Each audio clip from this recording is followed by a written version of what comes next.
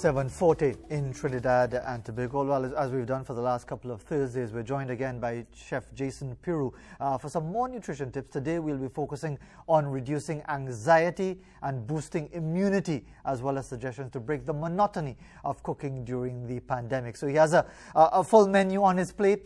Chef Jason, good to have you with us once again. Take it away. All right, so Fazeer, as you know, the Prime Minister is about to address us on Sunday to let us know how we're moving forward amidst this COVID-19 period. A lot of people are very uncertain about what's going to take place in terms of the business sector, the community, especially in the food and beverage sector.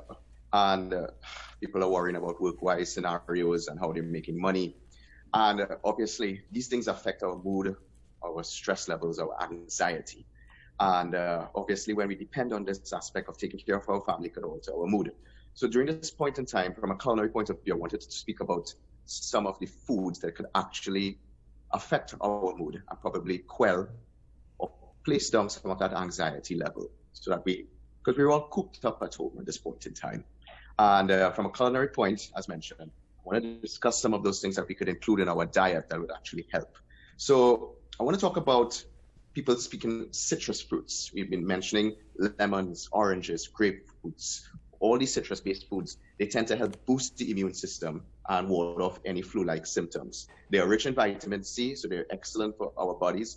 But even as simple as vegetables, sweet peppers.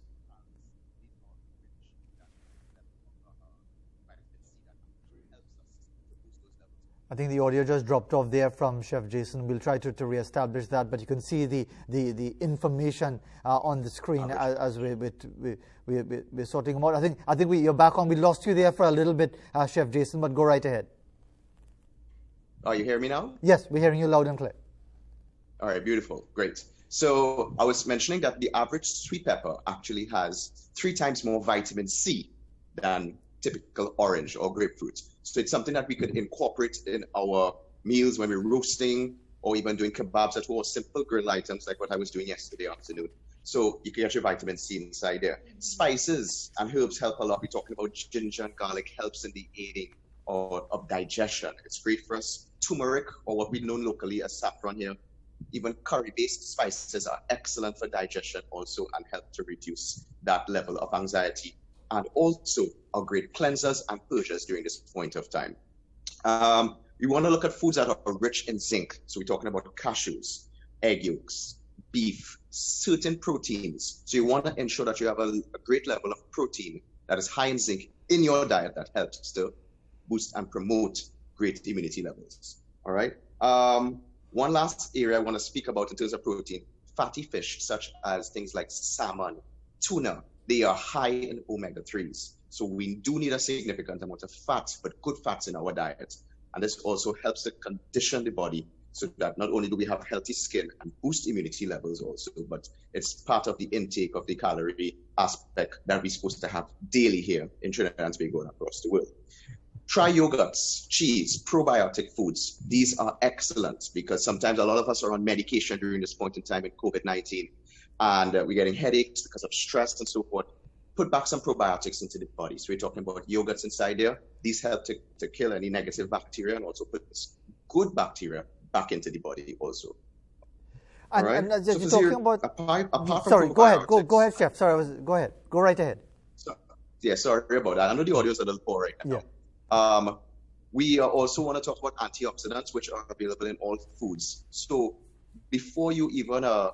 eat any items upon this time in terms of vegetation and even starches, I'll ask that you research what you're putting into your body because we do need a certain level of antioxidants, whether we're getting it medication or we're getting it from food. But Zira, I believe you're asking something. Yeah, I was just going to ask you. I was just trying to get to sneak in some free advice from you because I kind of got hooked on the Mediterranean diet thing. You know, the olives and the hummus and those types of things.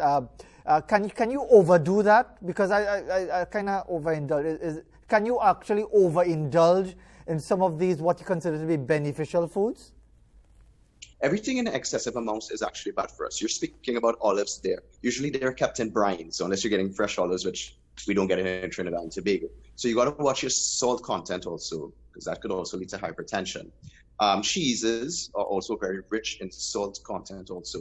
So, I mean, we need to ensure that what we're putting in our body, these are snacks at this point in time, which help to numb any hunger pangs that we get throughout the course of the day. So those are rich in brines and salts. We have to be very careful with that this year. Good point that you're making there in that regard. We want to... The last area... Yes, go ahead. Yeah, go ahead. No, you go right ahead. Sorry about that. I'm just getting problems with the hearing. You're right. One other area that I wanted to speak of for the last area is that how could we then make it fun then? So I wanted to bring some points across in terms of breaking the monotony of cooking. So preparing healthy meals at home with your significant other or kids. So let's try to involve the family inside there in terms of the consumption of what we put inside here. This helps boost the social benefits of home time. Everybody feels a pride if they're cooking together. They feel proud about it. So it's not like if your mom makes it or if your uncle makes it, it's like, I don't want that, I don't have time for that. But being that you contributed to the meal, it helps to bring the family together. Mystery baskets. Kids are home at the end of the day, even your spouses. Let them go into the pantry, show them some ingredients, give them a little point in time, 2 hours, make something. People take great pride in this. There's great creativity and great imagination. It's fun at this point in time that we're home to see what comes up. You'll be pleasantly surprised. All these things help lower, stress and anxiety home at this point in time. Assign different cooking days to each person. So I don't know how it is in your family, Fazeer, but one day I would cook, one day my sister would cook. So we get different levels of food on different days. So no one gets bored per se. And the last aspect I want to speak about, get scientific in the kitchen. So learn about how each ingredient reacts to heat or even coldness. Understand how it contributes to the cooking process. So you have a fair idea in terms of when baking a cookie, if you used too much sugar or if you used maybe one too many eggs, and you could then cut back and understand what's going on. This is a great way to substitute ingredients from a healthy perspective.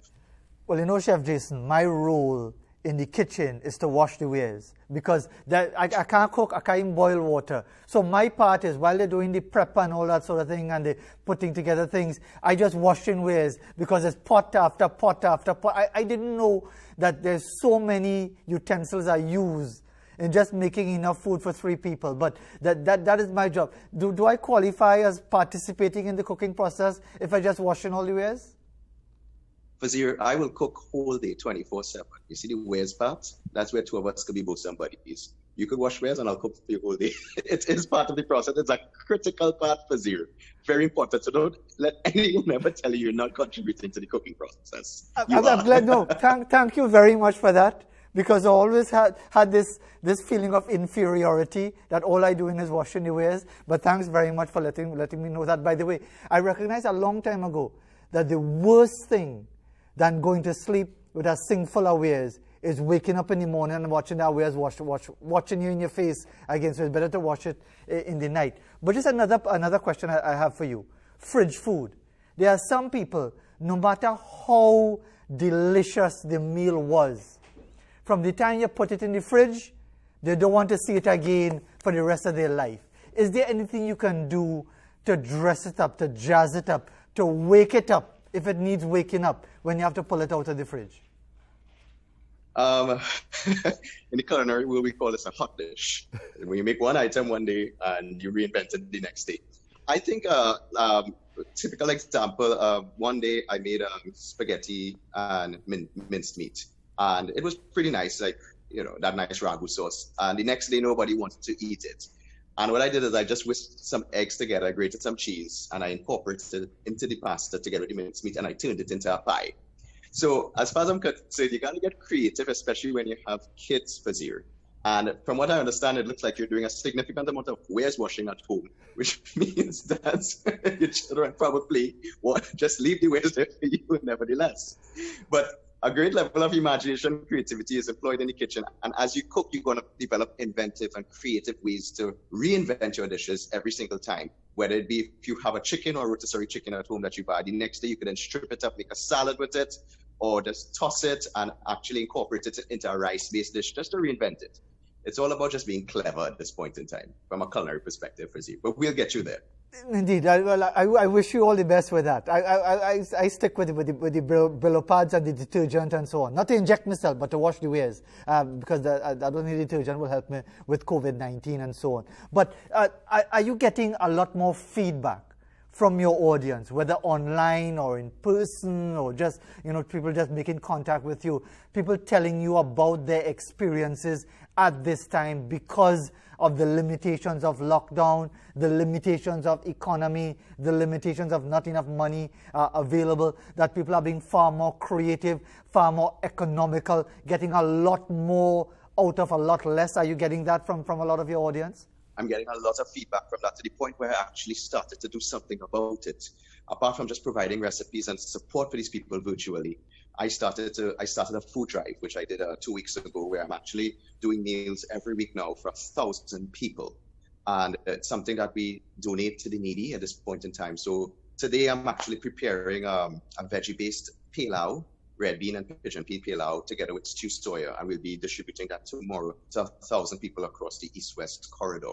Every week I am doing 5 areas. Last week I did 5 areas, and this week, tomorrow, I'll be touching on that again. So I'm trying to help people as much as I can virtually and also physically during this tough time. But I want to wish people outside there the best. Believe in themselves when going into the kitchen, because cooking is not very a difficult process for Fazeer. It's just a little bit of patience, dedication, and you'll be pleasantly surprised at what you could execute once you put 2 and 2 together and actually spend some time.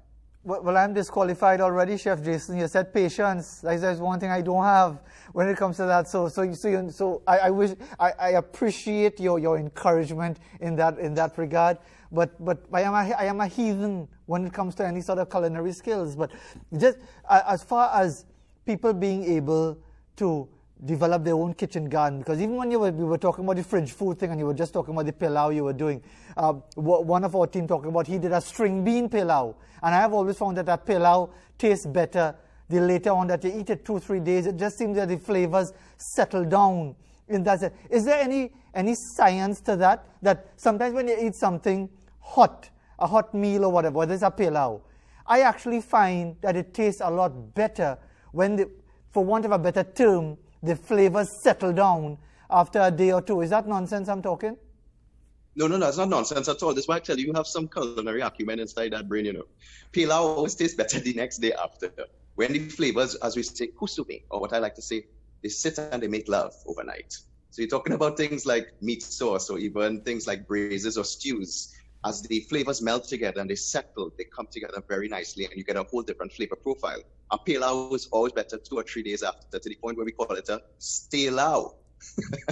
Indeed, but Chef Jason, thanks very much once again for the tips and the very important bits of advice, and indeed just goes to show how creative we can be, how economical we can be, and indeed we look forward to linking up with you once again, and kudos to you and your team and others involved with your effort in providing meals to the needy, because it is a desperate situation out there for many people in Trinidad and Tobago. Yes, you have your spongers and your freeloaders and your opportunists, but there's a definite sense of desperation, and it's good to know that Chef Jason is using his ability to assist those as well. We go to the news, and I'll be back to wrap up the show in a little while.